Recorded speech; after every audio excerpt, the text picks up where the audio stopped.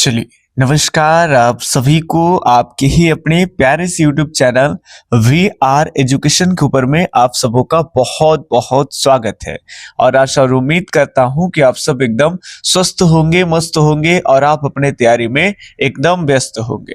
तो जिन जिन विद्यार्थियों का हिंदी पेपर है 2026 में फाइनल एग्जाम देंगे, चाहे आप आर्ट्स से हैं या कॉमर्स से हैं या फिर आप साइंस से हैं, तीनों विद्यार्थियों के लिए हिंदी का जो पेपर है वो एक ही होता है। ठीक है, तो चलिए, पिछले दिन आपको सिपाही के माँ जो आपका गद खंड का जो चैप्टर था उसमें 10 क्वेश्चन करा दिए हैं और आज लगभग 15 क्वेश्चन के साथ इस चैप्टर का अंत करा देंगे।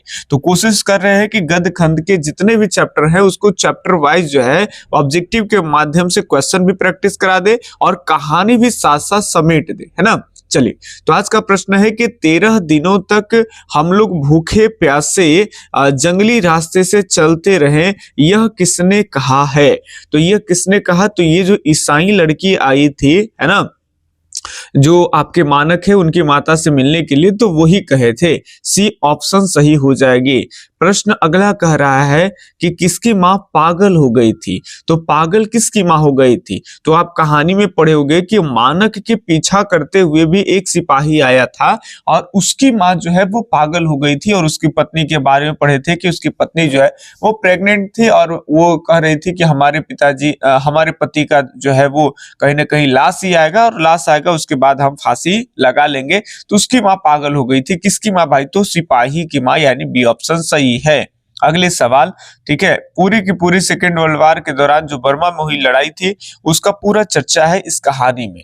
अब मुन्नी की उम्र कितनी हो गई थी ये बताएंगे। तो मुन्नी कौन है, तो मुन्नी जो सिपाही, एक सिपाही जो बर्मा में लड़ रहा है जिसका नाम मानक है, तो मानक की बहन है मुन्नी और विष्णु की बेटी है मुन्नी। और इसका उम्र 14 वर्ष हो गया था और इसीलिए इसकी जो माँ है वो टेंशन में रहती है कि मंगलवार को भैया का चिट्ठी आता है और लगभग 6 महीने पे भैया घर भी आते हैं, लेकिन 6 महीने से अधिक हो गए अभी तक नहीं आ रहे। और मुन्नी का उम्र 14 वर्ष का हो चला है, अब इसकी शादी विवाह भी करना है ना, उसकी चिंता उनको खाई जा रही थी। तो 13 का सी ऑप्शन यहाँ सही होगा। 14 नंबर प्रश्न है कि निम्नलिखित में विष्णु की पड़ोसिन कौन है। इसमें से विष्णु की पड़ोसिन बताना है कि कौन है। आभा है, विमला है, कुंती है, माधुरी है। फटाफट से बताएंगे। तो इसमें से विष्णु की जो पड़ोसी हो जाएंगे वो हो जाएंगे कौन भाई, तो कुंती हो जाएंगे। अगले प्रश्न की ओर देखें तो प्रश्न है कि मुन्नी किस दिन मानक की चिट्ठी आने की भविष्यवाणी करते थे। तो मुन्नी हर मंगलवार को, कि अगले मंगलवार को चिट्ठी आएगी माँ, है ना, मंगलवार की चिट्ठी आने की भविष्यवाणी मुन्नी करती थी। तो ये 15 का यहाँ पे डी ऑप्शन सही हो जाएगा। अगले प्रश्न फटाफट से, कम समय में ज्यादा क्वेश्चन प्रैक्टिस का एक ये प्लेटफॉर्म है जिसका नाम वी आर एजुकेशन है ना। तो वी आर एजुकेशन में आपके समय की बचत होता है और इंपॉर्टेंट क्वेश्चन जो है वो आप करते हैं एकदम वीवीआई, जो प्रश्न बार बार एग्जाम में आते हैं।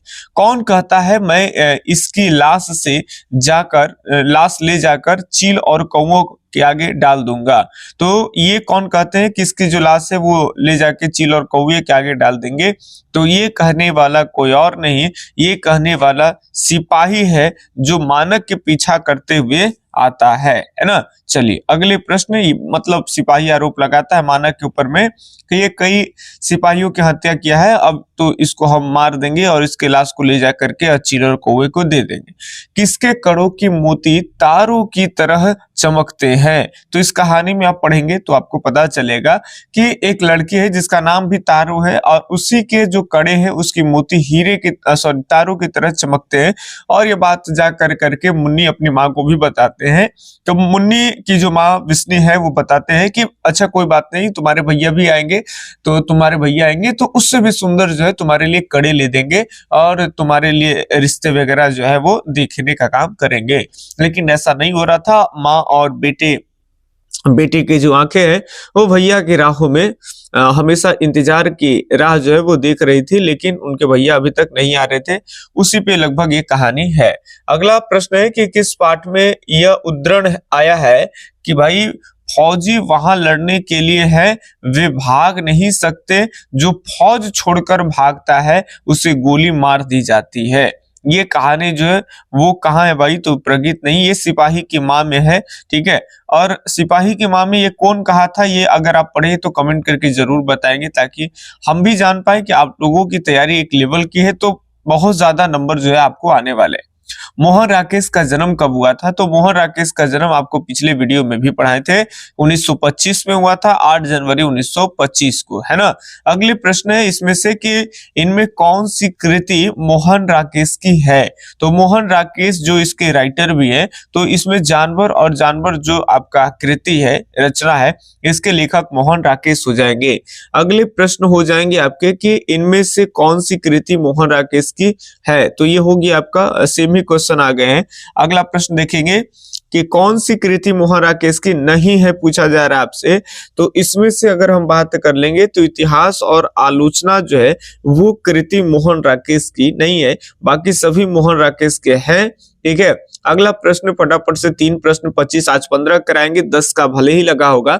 मुन्नी और मानक की माँ का नाम है, तो मुन्नी और मानक ये दोनों भाई बहन लगे रिश्ते में, और उनकी माँ का नाम जो है वो विष्णु है, किसने नहीं मारिएगा। तो सी ऑप्शन 22 का एकदम परफेक्ट सी ऑप्शन सही है।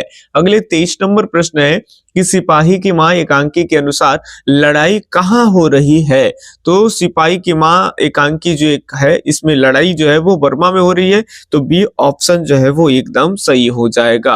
मात्र 2 ही प्रश्न बचे हैं, कहीं जाने की जरूरत नहीं है, खत्म कर लीजिए, फिर अगले दिन आपके लिए हम नया जो है वो गदखंड के चैप्टर का इंपॉर्टेंट क्वेश्चन लेके आएंगे।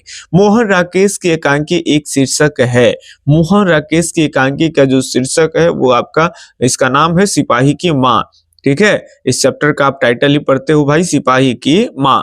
अगला प्रश्न है, प्रश्न ये है कि सिपाही की माँ एकांकी में कुंती कौन है, तो कुंती जो है वो पड़ोसिन है ना, तो ये आपका सी ऑप्शन सही हो जाएगा, है ना, विष्णु की पड़ोसी है।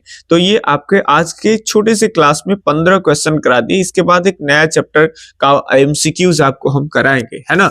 अगर गद खंड के इतने ऑब्जेक्टिव्स आते हैं एग्जाम में कि अगर उसको ही आप कर लेंगे, तो ग्रामर में ज्यादा अगर क्वेश्चन आप ना भी बना पाते हैं, तो केवल गद खंड के जो क्वेश्चन है कहानी मन में रख करके उसी से आप क्वेश्चन आंसर लगभग कर लीजिएगा। ठीक है, तो 100 क्वेश्चन में 50 क्वेश्चन ही तो आपको बनाने होते हैं ऑब्जेक्टिव के रूप में।